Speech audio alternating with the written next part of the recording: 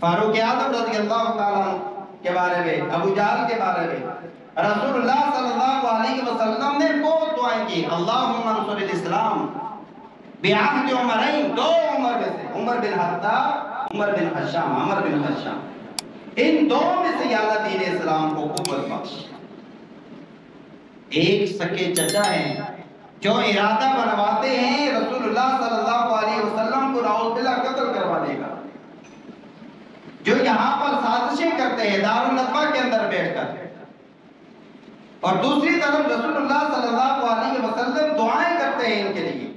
فرمایا کہ یا اللہ جو آپ کو زیادہ محبوب ہے، جو آپ کی نظر میں زیادہ پسندیدہ ہے، اس کو دین اسلام کی دولت سے مالامال. اللہ تبارک و تعالیٰ نے یہ فاروق اعظم رضی اللہ تعالیٰ کے حصے میں رکھی.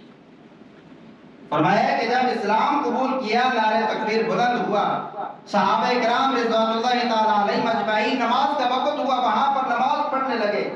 پوچھا کہ کیا ہو رہا ہے؟ فرمایا کہ نماز ادا کرتے ہیں. فرمایا کہ چھپ کر کیوں؟ ہم حق پر نہیں ہیں.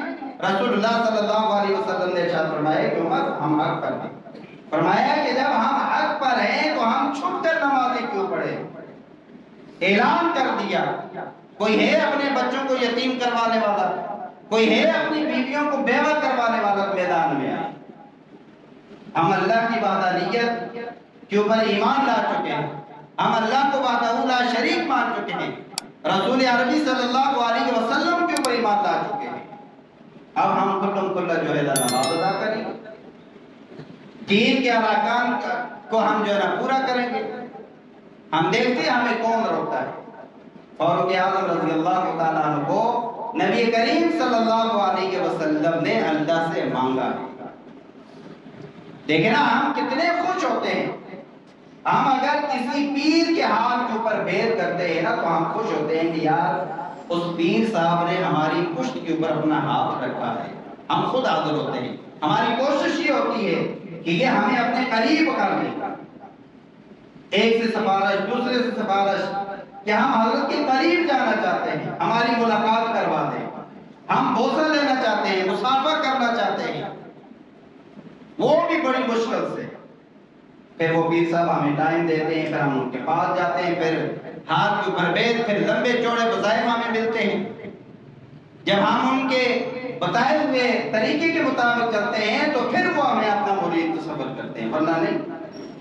ایک مرید یہ ہے کہ ہم خود اس کے پاس جاتے ہیں، اپنے پیر کے پاس. ایک یہ ہے کہ پیر کسی کے بارے میں کہتا ہے کہ بھائی فلاں بندے کو آپ میرے پاس لائیں، میں اس کو اپنا مرید بنانا چاہتا ہوں، اس کے اندر خاص باتیں موجود ہیں، یہ بڑا قابل لگ رہا ہے، یہ بڑا نیک لگ رہا ہے، یہ تہجد گزار ہے، قرآن مجید کی تلاوت کرنے والا ہے. بہت ساری باتیں ایسی ہیں وہ تو پھر کر دیتے ہیں. تو رسول اللہ صلی اللہ علیہ وسلم کے پاس لوگ آتے تھے اسلام قبول کرنے کے لیے. یا رسول اللہ صلی اللہ علیہ وسلم ہم ایمان لانا چاہتے ہیں، ہم ایمان لانا چاہتے ہیں. لیکن فاروق اعظم رضی اللہ تعالیٰ عنہ وہ شخصیت ہے کہ جن کے بارے میں نبی کریم صلی اللہ علیہ وسلم نے دعا کی کہ یا اللہ ان کو اسلام کی دولت سے مالا مال کر. مراد رسول جن کو کہا جاتا ہے، رسول اللہ صلی اللہ علیہ وسلم کے مانگے ہوئے صحابہ مراد رسول. تو آپ صلی اللہ علیہ وسلم اور بھی بہت سارے ان کے فضائل. فرمایا کہ جیسے ہی کوئی مشورہ دیتے رسول اللہ صلی اللہ علیہ وسلم کو، وہ آیات کریمہ بن کر نازل ہوتی تھی، آیات کریمہ بن کر نازل. دو مثالیں پردے کے حوالے سے. جو پردے کا حکم جاری ہوا، مشورہ کس نے دیا؟ فاروق اعظم رضی اللہ تعالیٰ. سورہ احزاب کے اندر ذکر کر دیا گیا. مقام ابراہیم پر ہم لوگ جاتے ہیں، جو حضرات وہاں پر گئے ہیں وہاں پر 2 رکعت نماز پڑھی ہوگی وہاں پر مقام ابراہیم کے اوپر. فرمایا کہ یا رسول اللہ صلی اللہ علیہ وسلم میرا دل کہتا ہے کہ اس جگہ کو نماز کی جگہ بنا دیا جائے. ایک مرتبہ کہا، دوسری مرتبہ کہا، تیسری مرتبہ کہا. فرمایا کہ اللہ تبارک و تعالیٰ کو یہ ادا اتنی پسند آئی، وَاتَّخَذُوا مِن مَّقَامِ إِبْرَاهِيمَ مُصَلًّى، وہاں پر نماز کی جگہ بنا. فرمایا کہ میرے پیغمبر یہ جو مشورہ عمر نے دیا ہے یہ بڑا بہترین ہے. مقام ابراہیم والی جگہ پر نماز پڑھنے کا. اور بھی بہت ساری ایسی آیات کریمہ ہیں جو فاروق اعظم رضی اللہ تعالیٰ نے مشورہ دیا اور اللہ تبارک و تعالیٰ کریمہ نازل ہو گئی، قرآن بن کر نازل ہو گئی۔ تو یہ وہ صحابی رسول ہیں جن کو رسول اللہ صلی اللہ علیہ وسلم نے اللہ سے مانگا، اور اللہ تبارک و تعالیٰ نے آپ صلی اللہ علیہ وسلم کی اس دعا کو قبول فرمایا اور دین اسلام کی دولت سے مالا مالا کیا۔ فاروق اعظم رضی اللہ تعالیٰ عنہ سسر رسول ہیں، رسول اللہ صلی اللہ علیہ وسلم کے گھر ان کی بیٹی ہے۔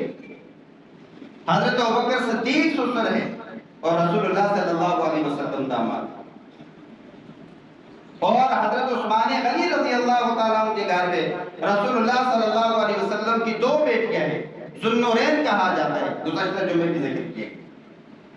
حضرت علی کرم اللہ وجہہ شیر خدا ان کو کہا جاتا ہے، ان کے گھر آپ صلی اللہ علیہ وسلم کی ایک بیٹی لخت جگر فاطمہ الزہرا جنت کی عورتوں کی سردار۔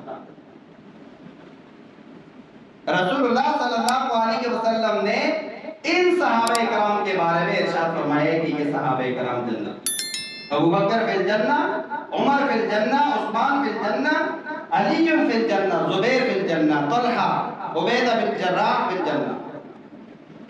10 صحابہ کرام عشرہ مبشرہ جن کو کہا جاتا ہے، جنت کے اندر چلتے پھرتے نبی کریم صلی اللہ علیہ وسلم نے جنتی ہونے کی بشارت دی۔ کسی عام بندے کی بات نہیں ہے، یہ رسول اللہ صلی اللہ علیہ وسلم کی زبان سے نکلے ہوئے الفاظ۔ تو یکم محرم الحرام سیدنا فاروق اعظم رضی اللہ تعالیٰ عنہ کی شہادت کا دن ہے، اور ہمیں فاروق اعظم رضی اللہ تعالیٰ عنہ کی قربانیوں کو دیکھنا چاہیے، ان کے عدل اور انصاف کو دیکھنا چاہیے، ان کا عدل اور انصاف کیسا۔ واقعہ آپ کو یاد ہوگا کہ مکہ کی سرزمین کے اوپر، مدینہ کی سرزمین کے اوپر، عرب کی سرزمین کے اوپر جب زلزلہ طاری ہوا تو کوڑا مارا، زمین کو مخاطب کیا کہ یہ زمین تیرے اوپر عمر نے انصاف قائم نہیں کیا تم نے، تو آج تک وہ زمین تھر تھرائی نہیں ہے، وہ کام بھی نہیں ہے، زلزلہ وہاں پر نہیں ہے۔ اللہ جل شانہ مجھے آپ کو عمل کرنے کی توفیق عطا فرمائے۔ وآخر دعوانا ان الحمد للہ۔